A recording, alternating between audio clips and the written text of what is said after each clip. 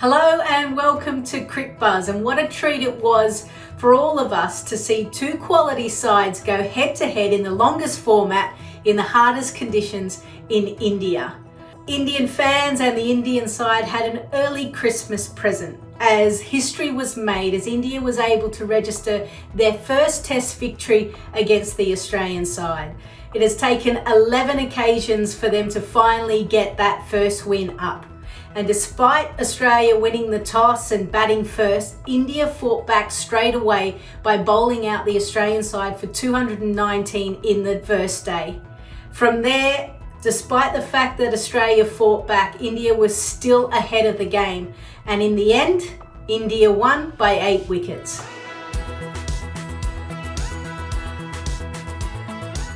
When you look at this Test match, there are so many performances that you have to highlight. Let's start with a couple of the Australians. Talia McGrath, she looked like she was batting on a different surface when she was out there. Ash Gardner fighting back, picking up wickets in clumps to put India under pressure. But then for India, Pooja Vastrika, that first spell where she was able to take key wickets in that first innings, Smriti Mandhana's half century, Dipti Sharma's half century, Sneh Rana in the wickets that she was able to pick up, and then the debutant Richard Ghosh, who had unfortunately run out Smriti Mandhana, was in tears but got it together to have a 113-run partnership with Jemimah Rodrigues. So many key performances. You saw the players learn from their first Test to the second Test. Imagine what they'd look like if they actually played a handful of Tests over a year.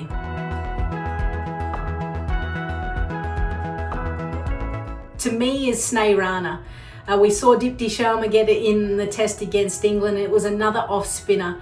Sneh Rana picking up 3 wickets, crucial wicket of Talia McGrath. And then the second innings, 4 wickets, but also the partnership. She came in as the night watchman, 50-run partnership, albeit a bit slow, was enough to suck out the momentum out of the Australian side and was really important in setting up the victory for India. So she was my standout player.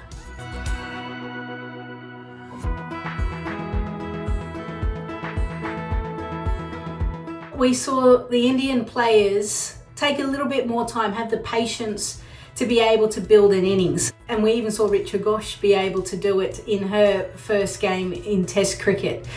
For the Australians, you saw them really adapt on the run, probably a lot better than what the English did. And the pitch was, I reckon, probably a little trickier than what it was played at DY Patel, but both teams really adapted well, which was great to see.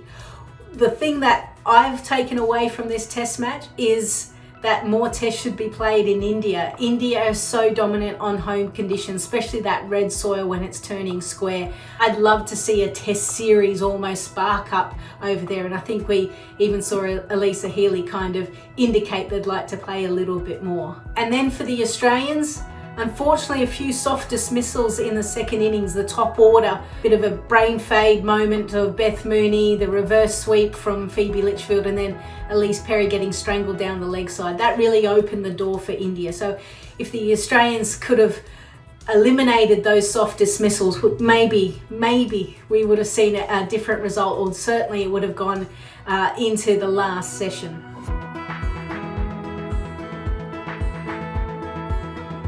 What's next for both playing groups? A chance to celebrate, a chance to enjoy each other's company. Christmas is the next day, and no doubt the Australians will celebrate it and enjoy it. A rare occasion to be away from home in a different country. I know India will certainly enjoy it, having been able to create history today.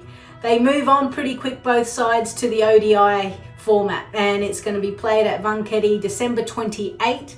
India coming up against the world champs. They would feel so confident with their performances in the last 2 Test matches, and I really want us to hone in on Jemimah Rodrigues and Dipti Sharma. I think they'll have a bigger role to play in the ODI from a batting perspective. I hope that they take a lot of confidence from their Test performance and we see that consistency and a little bit more fluency in the white ball.